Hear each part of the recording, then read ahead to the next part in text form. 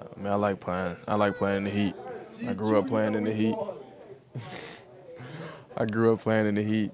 So I mean, I love playing down south. So it'll be good to get some warm weather. You guys obviously did practice in several days like that during training camp, a lot of long, early practices in that 95-degree heat. How much does that carry over now, or is that, I guess, far enough out of your system? Well, I mean, at this point, it's about playing the football game. So you got to do whatever you got to do to win the game. So you got to play in the heat, you got to play in the cold. You just got to be ready to win.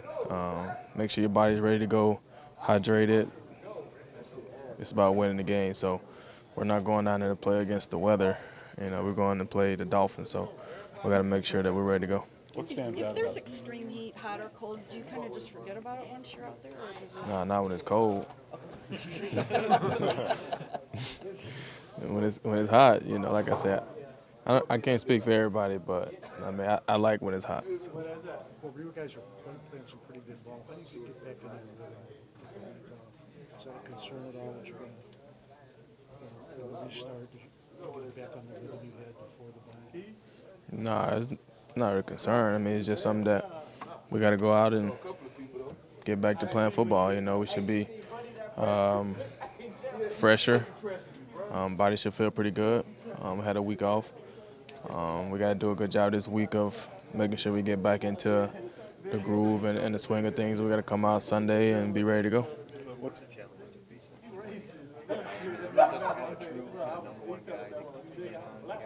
Spread out pretty Yeah, I mean, everybody got to be, locked in and aware to what they're doing.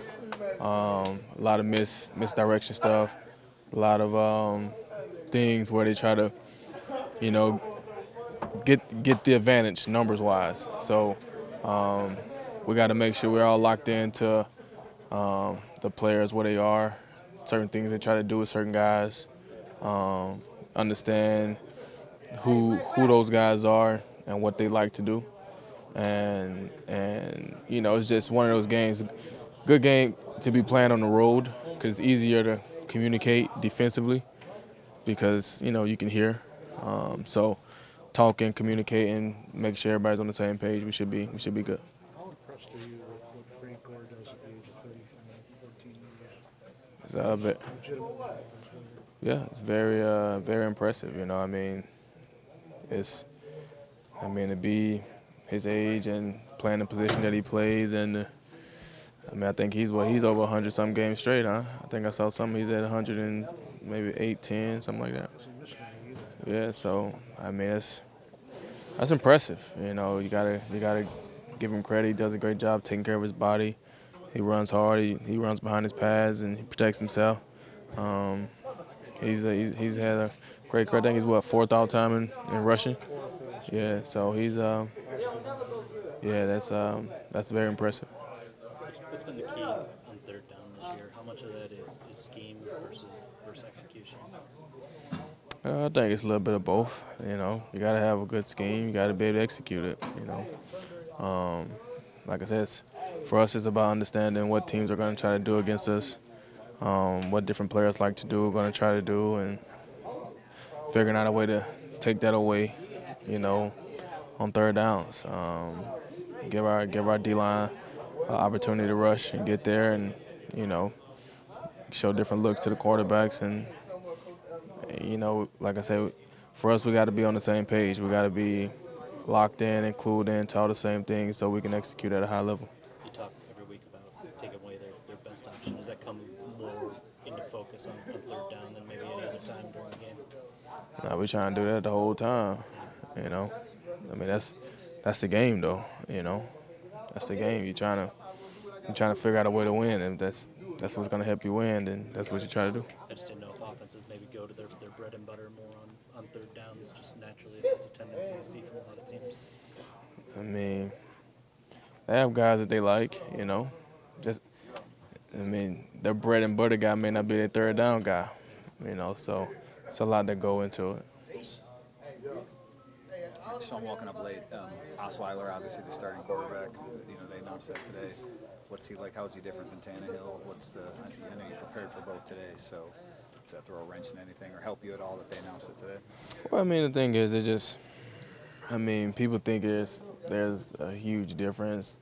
Yeah, Tannehill may run a little more, but I mean, it's not like Brock can't run.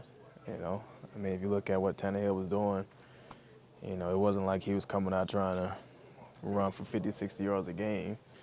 If you gave him a situation where he had to pull it and run it, he did it. Well, Brock can do the same thing, if it's short yards or something like that, and they do a zone read and you don't cover the quarterback, and all he got to do is get 2 or 3 yards for a first down.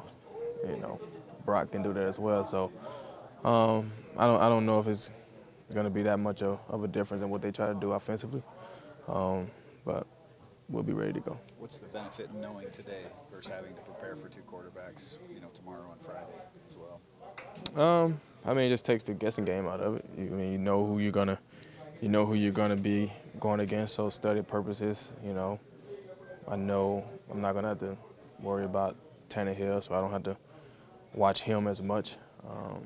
I can watch Brock and what he likes to do and how he likes to do it. Like normally you would watch both of them tonight then? I mean, if this hadn't been made, how would you have approached it if you didn't know?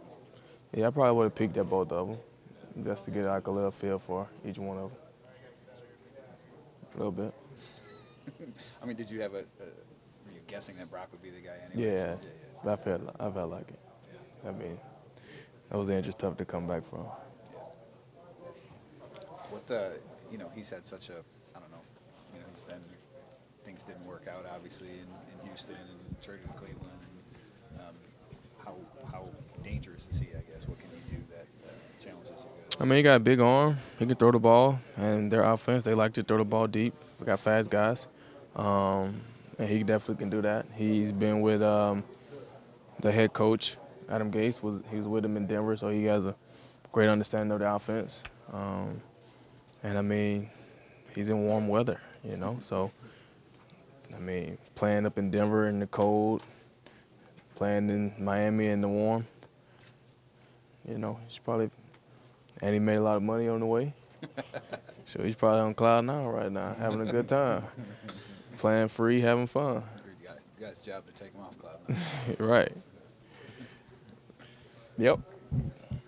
Their receivers lead the league right now in average yards after the catch. Is there something in their, in their scheme that you feel like opens that up, or is it more about the playmakers they have that allows for that? A little bit of both. They got some good guys that can run after the catch, Wilson is a good guy. Grant comes in. He's a good guy.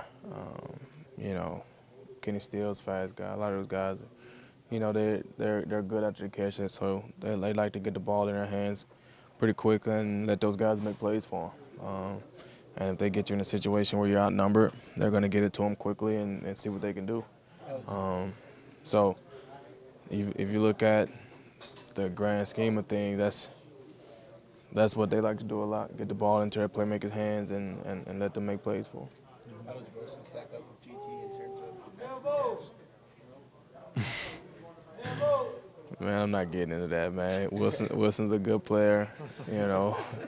He's he's made some plays this year, and Golden Tate is he's a dynamic player after the catch.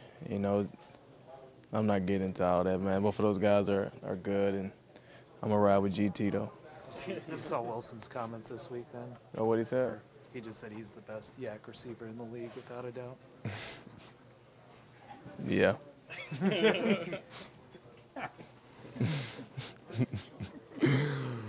Yeah. What's the challenge in simulating some of the speed that they have in practice?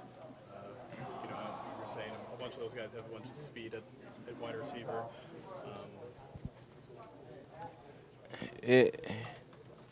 It's not that big of a challenge this week because of what they like to do. So, I mean, we know they're fast guys, but I mean, it's the NFL. We play against fast guys every week. Like, everybody's fast, man. All these guys can run. So, just because you're fast, that's not a new challenge. I mean, everybody, for the most part, everybody can run. So it's not that big of a deal. Because of what they like to do, like bubble screening to death or something like that? Well, they run a lot of screens, you know. They run a lot of screens. They run, you know, like I said, they got dynamic guys with the ball in their hands. So they try to get the ball in their hands, you know, quickly and let them make plays. So, you know, they have a mixture of quick passes. They have a mixture of, you know, drop back, going a little deeper. You know, they do a bunch of different things, but they definitely trying to get the ball into their playmakers' hands. What do you guys feel now? I mean, coming off the bye, 2 and 3, division seems wide open. There's a lot of teams sort of bunched up here together. Just what's sort of the confidence level you guys have right now, and 11 straight weeks now where you're going to be on the field. So, how do you approach this long stretch here? I mean, it's really on us. You know, we've beat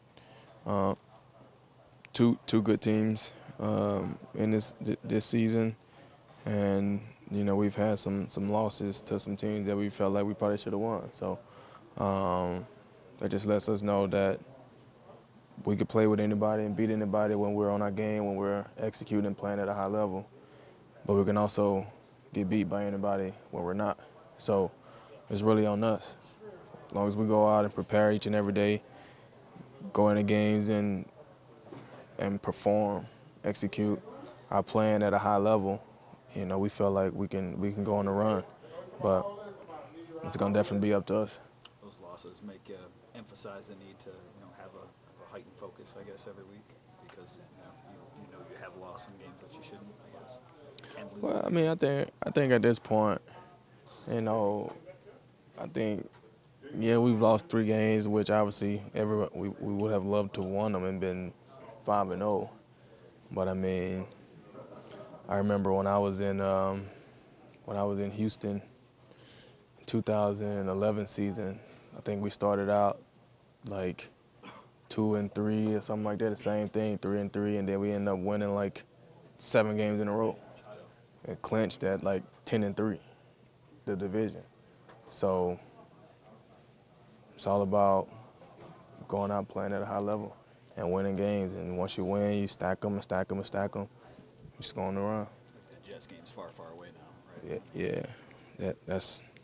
I mean, nothing we can do about it.